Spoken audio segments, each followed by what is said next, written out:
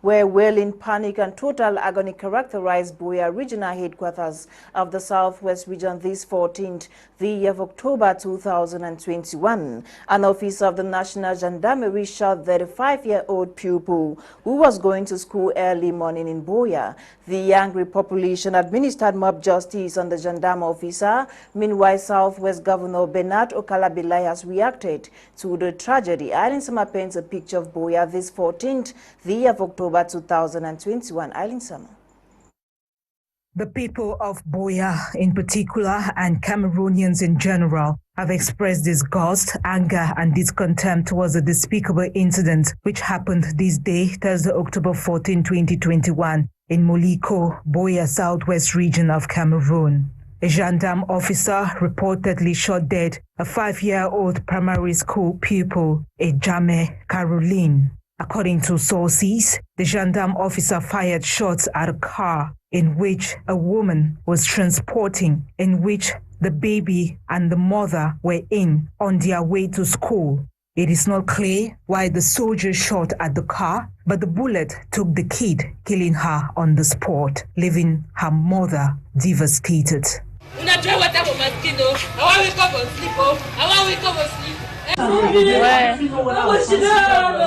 Lizette, it's okay.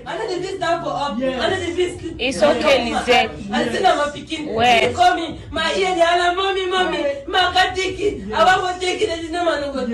Human rights activist Agbo Bala reacted to the incident and explained what happened after carrying out an investigation. We don't wake up today for Buea for some very bad news. Some gendarme don't shoot some small pikin. Wait till we don't investigate. We hear and say the driver be the driver na motor where they call him say Clando. That motor them where they carry people them. If they carry picking them, they go school for around that cathedral between the road. And we hear say the gendarme be one day the driver give you some money because he not get the driver not get right for drive the driver deny. Then he shoot the motor, he killed that picking for back. We don't know whether the one killed the picking deliberately. And as population to be there, no, they fall for the gendarme skin. They don't beat the gendarmes, okay. But this thing na really recklessness and a big human rights violations. We get to make sure say if that gendarme they are alive or whoever authorized it for go stand for road for that hour, they get to bring them, take them, go for court, because this thing where they kill people are not in any happen where they kill people. It only make people get courage for do this kind of bad. The incident then resulted to the population in Moliko and the entire Buea taking the law into their hands, administering mob justice on him. The gendarme officer was beaten like a snake and stoned to death by the mammoth crowd, which then halted traffic on the stretch where the incident happened. The angry youth then paraded the street with the corpse of the 5-year-old right up to Bongo Square and then stopped at the governor's office. The governor of the Southwest region, Bernard Okalabilai, reacted to the incident, condemning the impunity in worse terms, promising punishment for those responsible. This child would have been your child, my child. That is it. An innocent child. He was going to school. I'm fighting here for children to go to school. Yes. So how is it that a child on his way to school is killed? So it is a shock. With the school uniform. Rest assured that I, Governor, you know me.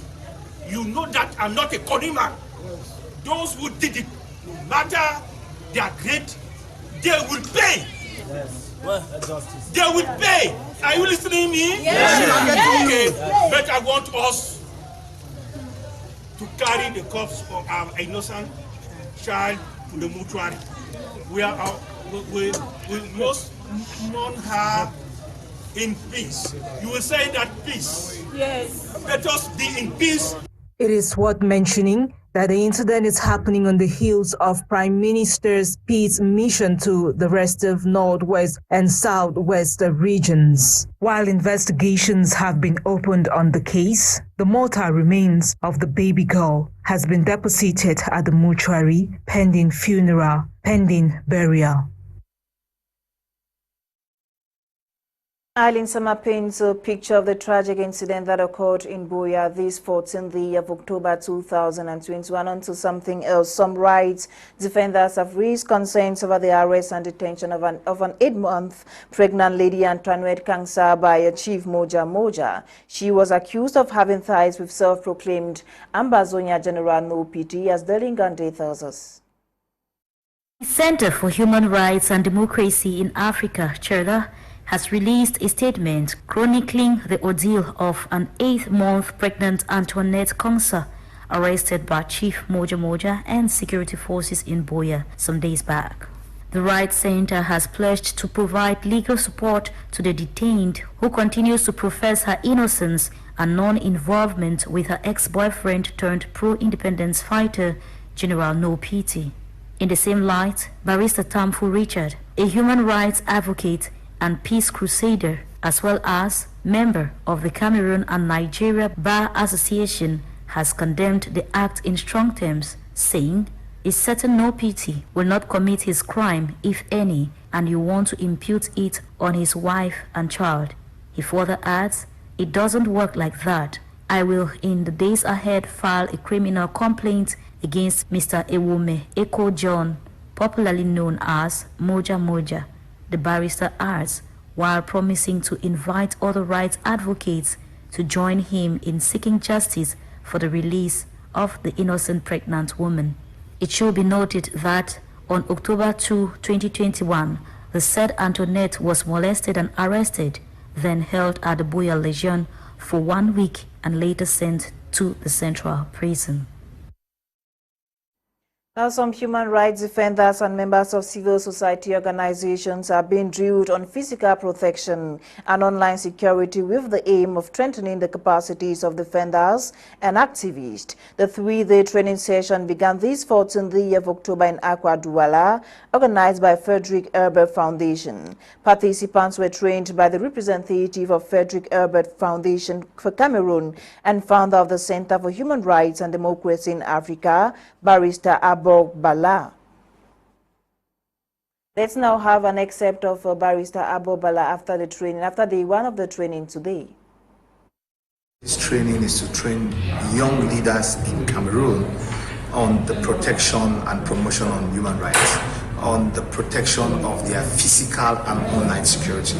As you are well aware, we are going through a difficult and trying stage in the history of this country, where political leaders, be they young or old, are being attacked online and offline. And it's important for them to be trained to school to understand some safety measures that they can put in place in online and offline security also. But equally, it just goes beyond that. For young leaders, we expect them to have some basic tenets, to understand some basic principles of human rights, because we want to imbibe a culture of human rights in the young leaders. So when they eventually become the leaders of the country, they'll be able to preach this, and they'll not only preach these rights, but implement them, because they've been schooled and they've been grounded in this right.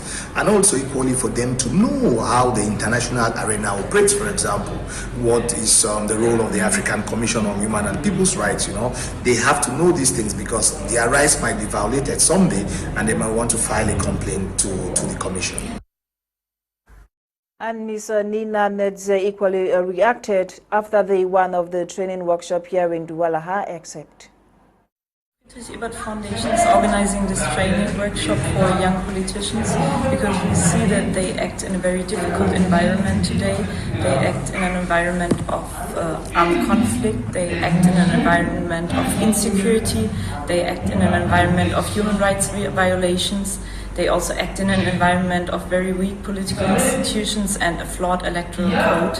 And we also saw that since the anti-terrorist law from 2014, they are limited in their freedom of expression, they are limited in their freedom to assembly and in their freedom to march pacifically.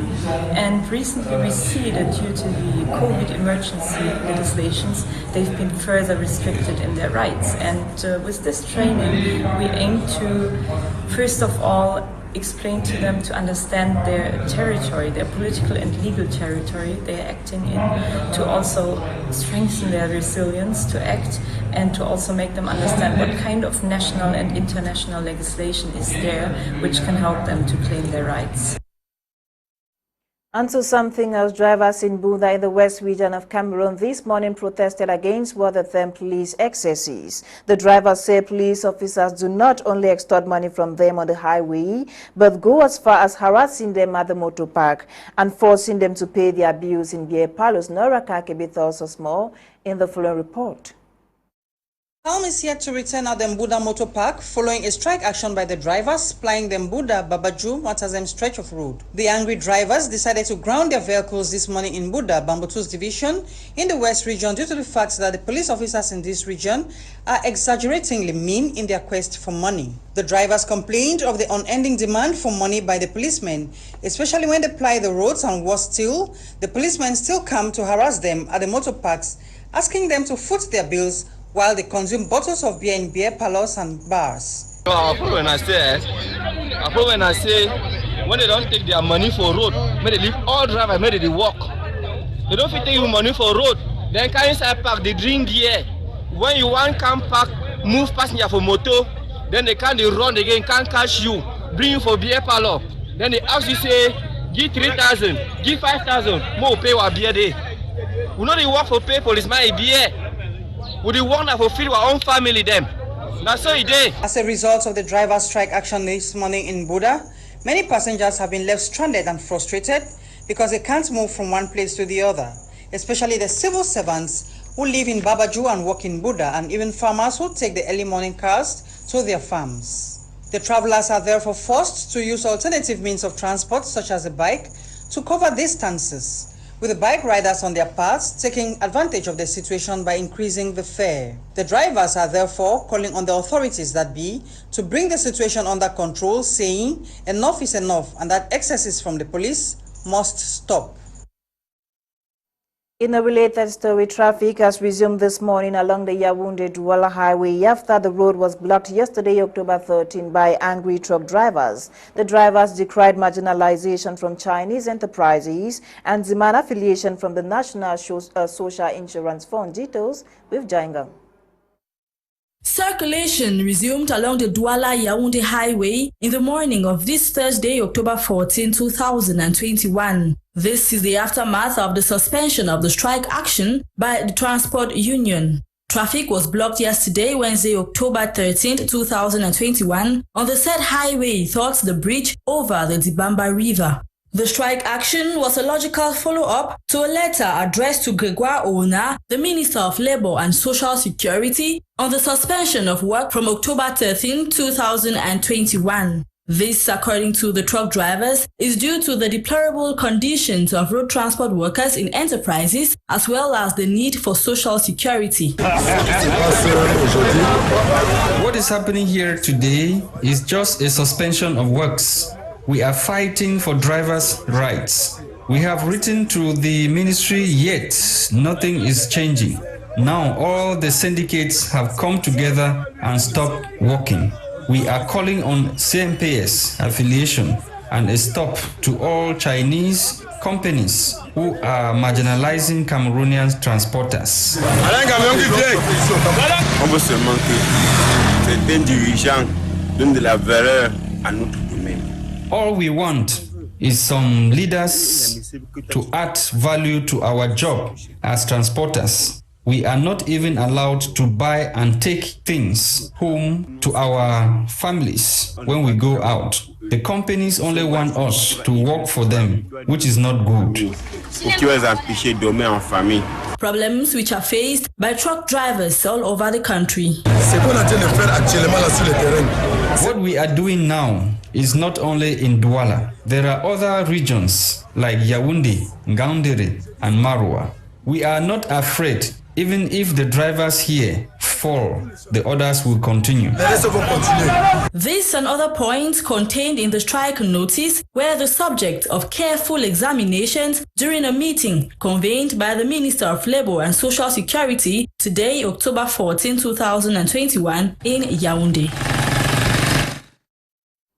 Prime Minister, Head of Government, Chief Dr. Joseph John Guthe today presided over the laying in stone ceremony of the clinker and cement production line in Figu, north region of the country. Mr. John Guthe arrived the region yesterday, October 13, for a 3-day working visit on instructions of the Head of State. Details right ahead. Prime Minister, Head of Government, Chief Dr. Joseph John Guthe has laid the foundation stone of the new cement production line of cement and clinker in Figu, north region of Cameroon. The Head of Government laid the foundation stone as he entered day 2 of his working visit to the region. Upon arrival, the Prime Minister was received by North Governor Jean Abate Edi, other administrative and traditional authorities. In an atmosphere of euphoria, thanks groups, students and the population turned out to welcome the Prime Minister. Mr. John Guthe granted audience to some elites, administrative and traditional authorities of the region on the one of his working visit. The Prime Minister's visit to the North region comes few days after his visit to the Southwest and Northwest regions to evaluate the implementation of recommendations of the major national dialogue and preach peace that is still far-fetched. And since the outbreak of the Anglophone crisis in 2016, pupils and students of Numba village in Manyo division of the Southwest region has known no peace as academic activities have stopped. Our correspondent Moki Egan visited Numba village in Manyo division and paints a picture of the situation of schools in that part of the country. This is Numba, a village in Manyo division of the Southwest region of Cameroon, where there have been no schoolwork since the outbreak of the Anglophone crisis in 2016, as shooting and killing is the order of the day from the separatist fighters and the military. This has scared the children in Numba village to embrace education. Reverend Father Roland Array is the youth chaplain in the Diocese of Manville, which we met in Numba by chance. Does a community like this build a future with children who do not go to school? The school symbolizes a lot for every community that aspires for development and growth. Looking at it, it's so painful. Beyond the physical structure, the human structure is destroyed. And it's time to bring these young ones back to the classroom in teaching them the basic, he added.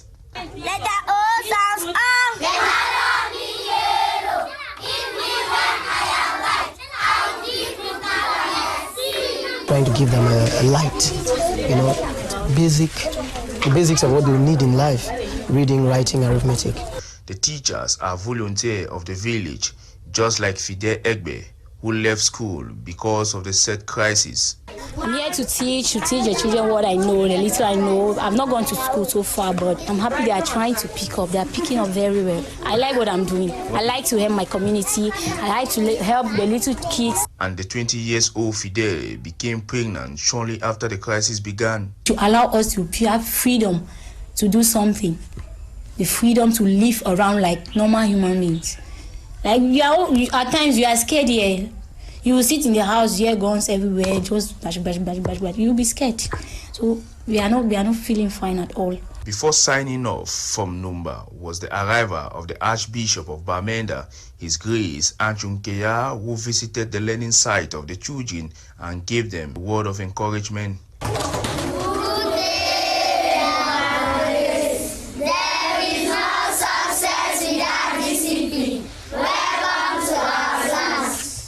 School is not going on normally, but this is also part of learning, which means that it is part of going to school. So I thank you very much for coming to learn, okay? Yes. And you must always learn because your future lies in education, okay? Yes.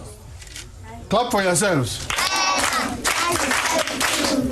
And the government should do everything possible through dialogue in solving the 4 years plus Anglophone crisis. The government should do everything possible within its powers through dialogue.